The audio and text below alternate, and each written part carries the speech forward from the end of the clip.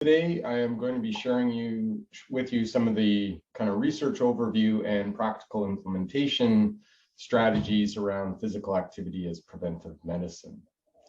So the idea for exercise as medicine really comes from the origin, which is Dr. Robert Salas from the American College of Sports Medicine. And he said, what if there was one prescription that could prevent and treat dozens of diseases, including diabetes, hypertension, and obesity? Would you prescribe it to patients? And certainly you would in evidence and evidence-based medicine. And this is in recognition of the accumulating and overwhelming evidence of the potency of physical activity and exercise to prevent and treat dozens of diseases. So this is kind of like a highlight slide of the range of diseases and the range of effects, and regular physical activity at the right intensity can prevent and treat, hypertension, diabetes, obesity, colon cancer, mental health issues, etc., and reduce the risk of premature death by 1/3 to 2/3. The green number there is if somebody achieves the physical activity guidelines, which are on the right panel there, of the 24-hour movement guidelines of about 150 minutes of moderate to vigorous physical activity per week. And then the second number is if somebody does either more physical activity or of higher intensity, kind of like exercise, that improves their fitness level, the second number can be realized. But what you can see there is that in over 30 chronic conditions, that physical activity and exercise has a potent effect. The origin and the potency of physical activity is relative to the opposite side of that coin, which is about 50% of Canadians are achieving physical activity guidelines. And the other part of the guidelines is around sedentary behavior. And actually only about 12 to 38% of Canadians are not being sedentary, meaning that, less than 8 hours a day of sedentary behavior per day. And the total healthcare costs of this are quite dramatic. And the research there from 2012 showing about $7 billion a year is likely in the 10 to 11 to $12 billion a year attributable to physical inactivity with the major chronic conditions. If we quantify the total economic burden with physical activity and excess weight, it can be 30 or more billion dollars a year. And in light of increasing physical activity by 1% per year, the cost savings to the healthcare and economic impact of Canadian society would be over $2 billion a year. In Nova Scotia, this would translate to about $25 million a year in reduced healthcare savings by increasing physical activity levels by 1% per year for the next decade. And prior to the pandemic, actually, Nova Scotia was doing quite well, and that physical activity levels were increasing by about 1% per year between 2015 and 2019 prior to the pandemic. So what is the state of community health in Nova Scotia? Well, we all are aware that we have an aging population, that we also have some of the highest rates of chronic disease in Canada, with cancer, cardiovascular, and diabetes leading the mortality statistics. We also have a unique population in that almost 50% of Nova Scotians live in rural areas, and therefore that increases social and economic disparities and access to healthcare. And we know that healthcare is an issue across the country with COVID and an overstressed healthcare system, but especially in Nova Scotia, where access to primary care, and we have over 100,000 people on the list to get a primary care physician, that we need other ways to help address health that doesn't require just seeing a family doctor. So this is where the role of physical activity and exercise can become important. There's proven effects that it improves physical, social, mental, and emotional health and functioning. Relative to the COVID-19 pandemic, exercise stimulates the immune system, and those who are physically active tended not to have as severe complications from COVID, for example. We know that quality of life improves with physical activity participation, and exercise in itself as a can address multiple conditions, as I showed on that first slide, and has been shown in head-to-head studies and meta-analyses that it's as or more effective than medications in treating in secondary treatment of cardiovascular disease, diabetes, stroke, and therefore has very potent effects. And it's actually more cost-effective in treating multimorbidity, especially as people age. Whereas in a medical model, if somebody has cardiovascular disease and then they develop comorbidities of diabetes or mental health issues, then added treatments cost more and more and more. Whereas exercise actually makes the cost effectiveness go down, because the same exercise dose can treat cardiovascular disease, diabetes, mental health conditions, musculoskeletal conditions. So it actually becomes cost savings in the first year in people with multiple comorbidities. So with that evidence, why isn't everybody doing it, and why aren't we doing it in healthcare, where there's a number of barriers to participation in physical activity, and primarily for older adults who have chronic conditions. The average, about 80% of people over the age of 65 have at least one chronic condition, that their fears about physical activity participation and their health condition is the number one barrier to them participating in physical activity. And actually, many of our municipal physical activity systems are set to screen out individuals with health conditions. And so where do those people go for help in order to be active in their community? Well, a lot of them go to their healthcare providers, and they seek out maybe some assistance, but there is actually a lack of physical activity discussions and counseling within primary care.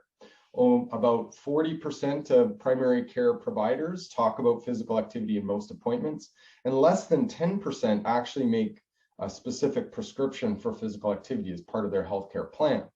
And that's due to competing priorities. Obviously, if you have an illness in front of you, and as a medical care professional, you're going to apply your medical knowledge in that way. That might involve medications and other treatments. And they actually have a limited knowledge and awareness of the evidence of how to use physical activity or exercise to prevent and treat the specific conditions. There's also insufficient administrative support, such as appropriate billing codes and programs that support that. And as well, a one-size-fits-all, even though the generic exercise prescription may be appropriate for multiple chronic conditions, no two people are the same. And so therefore, unless that message becomes tailored to the condition or the individual, it sometimes is less likely to be adopted on. And therefore, just saying to be active to everybody doesn't necessarily get people going when they have medical conditions and other things. It's important to endorse the message, but then we need follow-up and support in order to act on that. It's important to put this into context with regards to COVID-19 and its effects on health and physical activity. We saw that over the COVID-19 pandemic, that overweight and obesity increased by 5 to 7% for most adults, and that physical activity levels actually dropped for most people. There was this K curve that we saw in various aspects of the pandemic, whether it was mental health or whether it was economic recovery. We also saw it in physical activity, where if you were already active, 40% of those people became more active. Some people became less active. But for the people who are inactive to begin with, more of those people became less active. And so that's where the economic and societal barriers to physical activity got accentuated, just like they did in housing and healthcare access and everything else. That difference in access became accentuated. What we did see is that for people that were becoming more active, there's less reliance on structured activities and pre-scheduled times, and an increased use of mobile exercise applications and accessing outdoor physical activity opportunities. So to put this into context for what I'm going to talk about for exercise as medicine, I thought it would be important to kind of show the journey with where we got to in Nova Scotia. And this started with a project between the Center of Lifestyle Studies and the School of Kinesiology at Acadia and the local hospital to adapt a cardiac rehab program to address diabetes and exercise and diabetes prevention and management. And that started in 2005, and it was very effective. And it led to a series of research to translate what was a hospital program into diabetes care across the province. And so the medical director at the hospital was also the medical director for the diabetes care program of Nova Scotia, and said, how can we help all of our diabetes centers to deliver this physical activity and exercise? And so that started with a research project to develop a toolkit for physical activity that then we could train diabetes educators on how to counsel and recommend exercise, and that be distributed across Nova Scotia. And we got support from a philanthropic organization, the Lawson Foundation. This was action research. It wasn't necessarily a clinical trial. And so therefore things like CIHR and various other typical granting agencies weren't as fond of this kind of idea, but the Lawson Foundation was very supportive of it. And it was very successful. We showed that it had benefits in patient outcomes, and therefore it led to a dissemination of this project to the Atlantic region first. And we provided an accentuated care with CEPs, that's clinical exercise physiologists, that helped to support diabetes centers and the physical activity counseling with actual research or exercise programming. And the success of that, again, was shown in patient outcomes and reduced A1C levels and clinical improvements that led to the dissemination and implementation of this toolkit right across Canada. In 2012, we signed over these resources to Diabetes Canada, and it became a standard practice for all diabetes educators nationally. We trained over 1,300 diabetes educators in over 30 workshops across the country.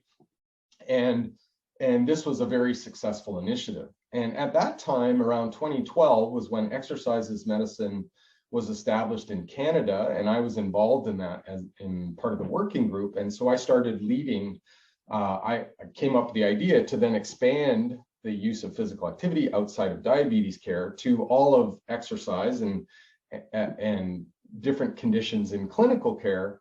And so we did a national dissemination of exercises medicine across the country. We trained over 4,500 healthcare professionals and over 35 invited presentations and I think about 30 workshops that led to improvements in confidence to counsel on physical activity by primary care and allied healthcare professionals.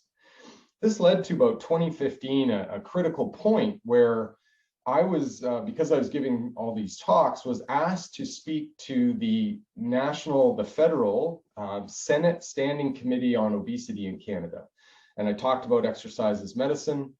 And this was informing, and what came out of that, the need for a national physical activity strategy, because up to that point, Canada didn't have one. And this also was concurrent with a CIHR Strategies for Patient-Oriented Research grant that I was on. I was actually on 2 of them, and about exercise and its role in clinical care. Concurrent with that, at Acadia, we were doing some work to fund, to investigate clinical exercise physiologists embedded within a primary care team in collaborative practice. And this also led to, out of that CIHR meeting, a key connection with the Vice President of Research for Nova Scotia Health to develop an exercises medicine pilot project and a steering committee, which then started in 2015. This led to, I received another award from the Lawson Foundation, which then helped to support the exercises medicine initiatives and specifically the Nova Scotia implementation of workshops, education, and evaluation. And concurrently then, the outcomes of that parliamentary presentation got incorporated into a national physical activity framework that came out from the federal government called a common vision on a physical activity approach. And exercise as medicine was involved in 3 of the, I think, 19 recommendations within that national framework. This also then was concurrent with the exercise as medicine work that we were doing in Nova Scotia. We produced a final report with some primary recommendations about addressing education and administration and links to community support. And this was concurrent with a Nova Scotia Health Innovation Grant, where we developed what was called Active for Life programming, where we had community exercise for people with chronic conditions in multiple areas to support kind of this continuum of care that came out of the research that we were doing with the exercise as medicine and healthcare providers. They were saying that they needed more programming and people to refer to in order to make physical activity prescription and primary care effective. So this led to us getting Department of Health funding that came out of the final report and actioning some of those items. And this happened concurrently with the provincial physical activity strategy called Let's Get Moving.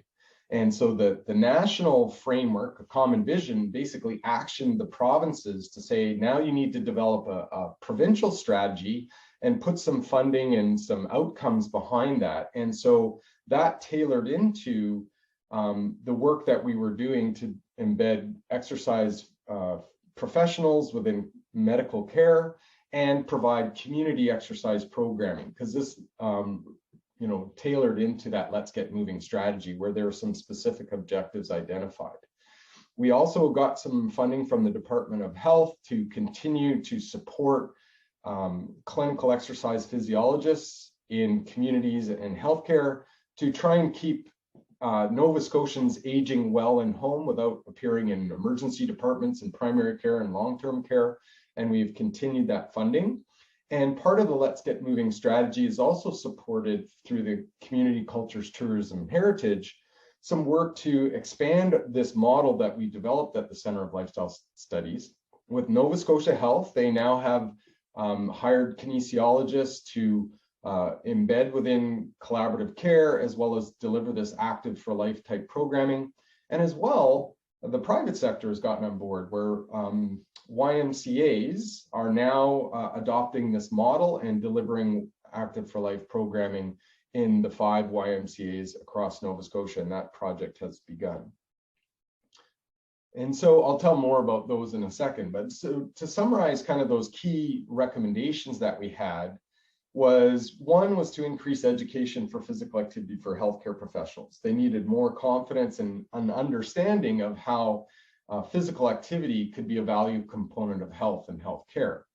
We also had some recommendations around modifying policies, procedures, and programs to support physical activity in clinical practice, making it an easier choice in prescription. So one was having physical activity as part of the EMR, the electronic medical record, which is now being adopted provincially, that there's a physical activity measure because it's important and indicates outcomes, to have appropriate billing codes that physicians and other healthcare professionals can use in order to do this as part of their regular practice. And then what we heard over and over again was that healthcare providers didn't want to do this work on their own in a vacuum, that they needed community supports and other referrals because they wanted to action the role of physical activity, but then be able to refer people to people, places, and programs where people could get support. And that's where we needed to enhance community supports for bridging the gap from healthcare to community physical activity. So the healthcare providers had an important role to say physical activity is important for your health and it's safe and effective. And therefore, here is where you can get that support to adopt that physical activity program for the majority of people that have chronic conditions. So there is a strong role for physical activity, and especially post-COVID, where we need to engage communities again, not only from the physical standpoint, but also social, mental, and emotional functioning. And that's the #1 outcome that we see with our community exercise programs and physical activity programs, is the social, mental, emotional health that comes out of the working together in exercise and physical activity. So there's lots of other benefits there.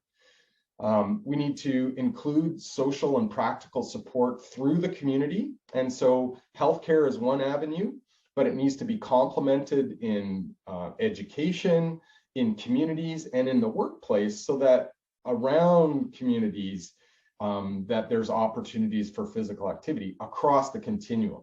So we see, chronic conditions developed in older adults, but we know that they develop long before that in younger adults, and therefore, and younger kids. And education, physical activity needs to be embedded in part of that overall strategy.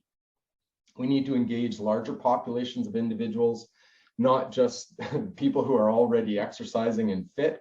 We need to engage rural populations, marginalized populations. We know that people from BIPOC communities, Black, Indigenous, people of color, have less access and participation in chronic disease programming, such as cardiac rehab or cancer exercise rehab. And so therefore, we need to reach out to those communities and provide appropriate programming. And clinical populations specifically, there's only really one provincial program that addresses this, semi-provincially, which is cardiac rehab. But there are other avenues like cancer and knee and hip replacement surgery and musculoskeletal conditions where a provincial approach would be beneficial and cost effective. So what we have here is an opportunity to build provincial approaches, to build programs that support active aging in communities. And we know that preventing multimorbidity as people age is the #1 cost-effective way to reduce healthcare costs, because 5% of people tend to have about 50 to 60% of the healthcare costs if they get to that multimorbidity condition. And so therefore, we need to build trust between healthcare professionals and community professionals, exercise professionals, and municipal recreation providers to provide safe and effective programs that are inclusive of all people of all abilities, including those with chronic conditions. And we need to broaden the scope of that programming, where we have, hubs where there's specific programming offered, like at the Center of Lifestyle Studies, we have an active aging program and a community and a cardiac rehab program or maintenance program. And then we have spokes to community active for life programming. And so that's where you get community reach. The YMCA is adopting that same strategy. The cancer exercise programs are adopting that same strategy. And the other thing that we learned through COVID was that virtual programming has its place. It can reach out into rural communities, and it also can provide access to those who have barriers, such as transportation, cost barriers, that reaching out through virtual programming for exercise is safe and effective, and many people still participate in those programs. We still have two virtual exercise programs that we run through the Center of Lifestyle Studies. And I know the community health teams in Metro are also running those as well. So how does this look? Well, in the collaborative care kind of model, that in practice, if we provide education for primary health care, that they can do brief counseling and provide a prescription and referral for people to be active on their own. We can also provide them support is embedded within collaborative practice, where we have exercise professionals that can do more in-depth counseling, screening, prescription, and monitoring for those with different conditions and different unique needs. And then those exercise professionals can work with municipal partners to deliver physical activity, inclusive and appropriate programming that builds community engagement and social networks, and provides them with a means to pursue a physical activity lifestyle in support of others with similar conditions, for example. So that bottom picture is our Frail to Fit walk and roll program, where frail elderly are all assisted by a physical therapist, our occupational therapist, a clinical exercise physiologist, and then they support each other in being active. And it's many times we hear that's the #1 thing that people look forward to in a week, is doing those exercise classes. So our program model that we have worked on at the Center of Lifestyle Studies is the goal to develop independence through progression from clinical and acute programs, such as the Frail to Fit, the Gentle Movement, which is a pain program, and then other acute programs like cardiac rehab, active aging, Excel is a cancer rehab, cancer exercise program. And then as people develop functional capacity and fitness, then we can be more into kind of a maintenance and independent kind of model that we partner with community and municipal partners to deliver these. And then they can access actual municipal and recreation general programs once they've developed that fitness and capacity to a level where they can participate in the local programming that's done through community recreation. So we have kind of developed a continuum of these types of programs. We have our physical activity counseling and exercise prescription that we have now in 3 collaborative practices here in the Valley. We've developed like that Fit to Function, that frailty program, a Healthy Hearts, kind of community cardiac rehab program. We have then at the next level, we have those Active for Life programs that we run in several communities in the Valley, for example. There's at Acadia, Kentville, Canning, Port Williams, New Minas, and then we also have a virtual program that provides a continuum and a suite of access to people in their community, so that things like transportation and time and those kinds of things are less of a barrier. We know that community health teams have also adopted this, and so Metro and Hansport and things, they have a similar program. They've partnered with Canada Games, for example, to deliver some of these. They have that same idea of a low intensity exercise program as an intro, and then Move to Improve, which are kind of more people a little bit more functioning, and they have another other programs that can address other areas. The cancer exercise program is something that is started in Alberta with Dr. Nicole Koulos-Reed, and Dr. Melanie Keats here at Dalhousie in Halifax has adopted this through the Access and Excel programs, which are basically exercise for cancer, kind of require or involves a clinical exercise physiologist to do screening as well as monitoring. And they've partnered again and placed with the YMCAs where these can be delivered, at the Canada Game Center as well, where cardiac rehab can be delivered. And so we can provide opportunities for kinesiologists, and we graduate several hundred of them a year in Nova Scotia, to have a place in community recreation that links with healthcare to provide these types of services. And more recently, over the last 2 years, we've developed this program with the YMCAs and under their Live Well umbrella. And they have an operational model where they want a transition from hospital care and using clinical referral to a patient-centered experience that kind of incorporates some of the healthcare needs, but builds capacity because we're using recreation facilities and things that incorporate a clinical exercise physiologist to tailor programming based on those healthcare provider referrals and prescriptions. Then we can also do evaluation and research and kind of modify those programs and develop them across a suite of programs over time. So, those are opportunities not only through healthcare, but through community and municipal recreation and developing collaborations with private and not-for-profit groups. There are other opportunities as well, and I've been involved with the Make Your Move initiative, which is again another pillar from the Let's Get Moving Nova Scotia action plan for increasing physical activity. And so we're targeting the workplace as an opportunity to increase physical activity, because we know that that also improves outcomes, not only from reduced accidents and healthcare issues in the workplace, but also increases productivity and all these other kinds of things. And we're already seeing some major impacts of that work. So in summary, and I think I'm coming to the end of my time here, good. So healthcare, public health, and other areas have important roles to address physical inactivity in the population. We need a multi-factored, so not only healthcare, but supported with work in the community, in the workplace, and education, but also a layered approach, meaning that one size does not fit all. We need to help people along a continuum of capacity there.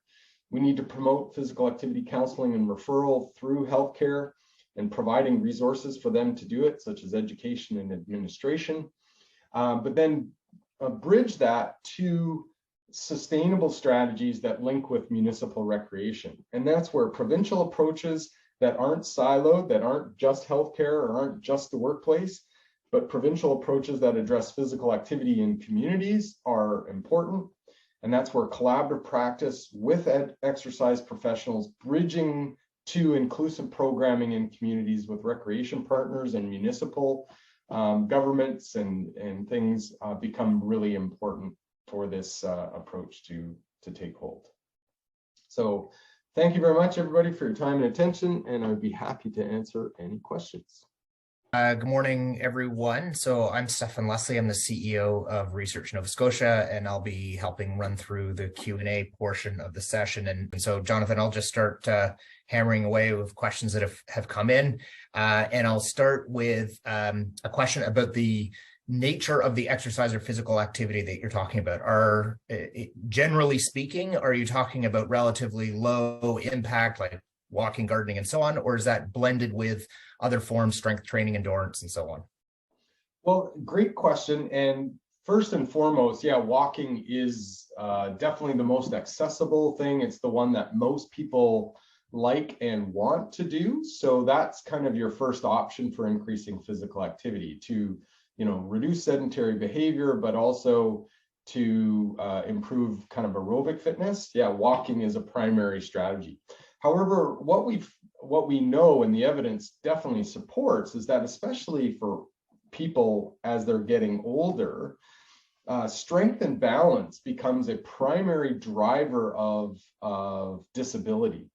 That, you know, one of the number one predictors of independence as we age is leg strength and getting out of a chair, and the ability to kind of like open jars and do those kinds of things. And that's where strength training and exercise in its kind of more traditional form that people would think of becomes really important, not only to maintain muscle mass, and, you know, the number one predictor of diabetes is you know, activation of the muscle mass. And so strength training has the same effect as walking in reducing A1C, but it has the added benefit that if we have a depot for that muscle to use glucose, it can actually prevent and treat diabetes. And with 1 of 3 Nova Scotians either at pre-diabetes or diabetes, that's a really important thing.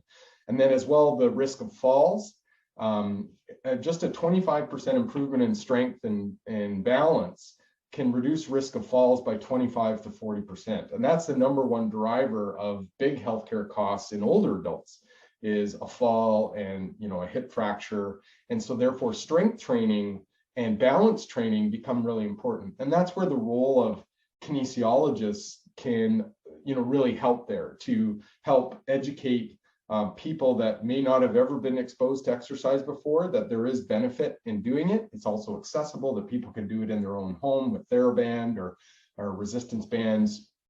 And you don't have to rely on icy sidewalks in the winter time, that you can get the same benefits of exercise, almost equal benefits, in a controlled environment, especially for older adults. And so I think that they both have a very strong place. Obviously, when it's nice in the summertime, getting out and being active outside is really important, but complementing it there is important. That's why it's in our physical activity guidelines. Both of them are there, you know, 150 minutes of moderate to vigorous and 2 times a week of strengthening activities. A question about the public policy dimension of this. You mentioned the national or the federal physical activity strategy, and then you put on the screen the provincial equivalent that flowed out of that. Can you talk a little bit about municipalities? I noticed in one of your slides, please contact the director of recreation and canning. So yeah, they're the ones who are building rinks and parks and clearing sidewalks and so on. So can you talk about the municipal dimension to this? Yeah, it's really important. And that's what we've tried to do at the Center of Lifestyle Studies, is to integrate our programming that we kind of developed at the Center of Lifestyle Studies. But we know that what we want to do is usher people to connection with their municipal recreation, because that's where the sustainability comes from, instead of like a one-off program that Acadia offers, you know, that we have then partnered and tried to build the capacity for those municipal partners to offer that continuum of care, not just for the people who are healthy and fit and can do, you know, activity classes and sports and recreation, but also that clinical work that's important for older adults to be active and socially connected in their communities as well.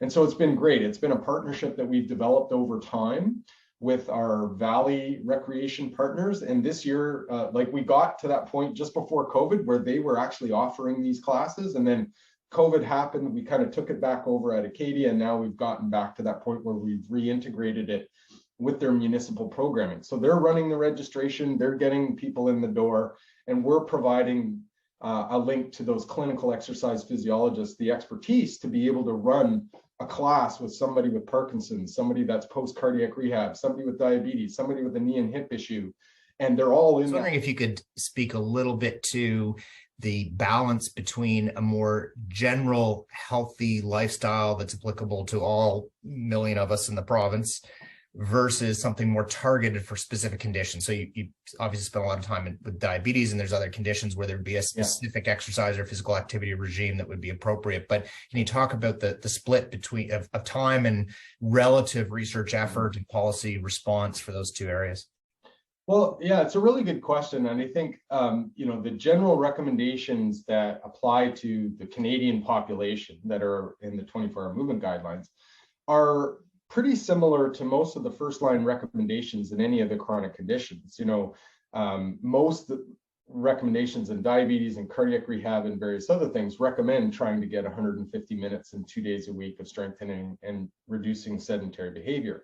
However, the nuances are in the individuality of that, where there's appropriate screening to look at comorbidities and functional capacity, and then being able to adapt an exercise program that is appropriate for somebody that has some clinical conditions. So if it's somebody with diabetes and can't, go for a long walk around the block, well, how can we modify that exercise routine so that it's appropriate and safe for that person? Somebody with cancer, there's different levels of screening that need to be done if they're low risk, medium risk, or high risk, and different amount of monitoring that needs to happen in those. So that's where people with chronic conditions that exercise professional, whether it's a physiotherapist, clinical exercise physiologist, or otherwise, can help tailor and individualize that, because that's where it's important for getting people to adopt the plan over time. Because otherwise, if it's not relevant to the person, then they stop. So let's talk a little bit about then they stop, because that was going to be my next question, and whether you've looked at or whether there's research around the extent to which there's a likelihood not just to start, but to continue over, frankly, the span of a lifetime. Right. If the concept of physical activity and exercise is brought into the medical sphere, as opposed to just generally part of one's lifestyle. So let me put the question more simply. Do people continue if it's part of a prescription pad? Well, the number one thing is that when it's part of a prescription pad, it increases the likelihood of adoption by 50 to 100% for people, especially if they have chronic conditions, but even healthy individuals. When a healthcare provider, primarily a physician, says you should be more active, then it increases the likelihood that they'll adopt. That's an external motivation, but it is a very important one because people take their healthcare provider's advice very seriously. Now, having said that, you need the supports of people, places, and programs to help that person then take the next step and the next step and the next step. And to quote my friend, Dr. Michael Vallis, he would say that the physical activity journey is a long one, and that we need supports in place for people over about a 2-year plan before they get to the point where they'll become lifelong exercisers. Because there's all those challenges in a calendar year about Christmas and going on vacation and changes in job and summer and winter, that you have to work through all those challenges with supports, either group exercise program or consultation with an exercise professional going, well, I was walking, but then I didn't because of this. And well, have you tried this? And working through those challenges over time, that once they get through that calendar year the second time, then they become lifelong exercisers. And the problem that we've had up to this point is we've tended to do one-shot deals. Here, do this and you're good. Whereas it's not, it's an iterative process. And that's where we need supports in healthcare, in communities, in whatever, so that people, when they fall off the wagon, so to speak, there's other areas of support that can kind of keep the ball rolling. And when you have an integrated approach, we know that physical activity one-shot deals don't work. You need a multi-layered, multifactorial approach, and those things work over time. They require kind of large investments across the span in order to get them going, but the payoffs are huge once those things happen. So we've got time just for, I think, one final question, and it relates to the slide where you had kind of the top 3 things or summary points. And one of them, I think, in fact, the first one was about the education on physical activity and exercise for healthcare professions. So med school, nursing, exercise physiology, and the like. Can you speak to what training is actually provided and where some improvements or where some supplements could be provided? Well, in exercise medicine, we actually did a national survey on this in Canadian medical schools, and out of the 18 medical schools, only 9 of them actually had physical activity content within their medical training for physicians. And on average, it was less than 2 hours. And so there's, real holes to fill there with regards to just the education. We've done that across, nursing and other areas. So there's definitely opportunities to enhance. That was one of the things that came out of the Exercises Medicine Nova Scotia. I now give 4 lectures a year in the Dalhousie Medicine, for second years, fourth years, the residents, and their IPE sessions, their interprofessional education sessions on exercises as medicine and that kind of thing. So it definitely is important for dietitians, for nurses, for primary care providers, so that they understand the benefit of this and can do it with confidence. And that was the thing, that providing the education in workshops as CME, we saw the benefits to get people to a confidence level where they could talk about it in their clinical care. Okay, thanks. We're going to have to leave it there. We've run out of time, but I'd like to thank you, Jonathon, for your time this morning and really interesting and engaging presentation. Certainly also like to thank the audience for taking the time this morning to learn about this interesting topic and also to provide questions. And as I said at the beginning, Jonathon is very interested in engaging with people who want to follow up on any of these matters. And so thank you for your time this morning. Pleasure to contribute.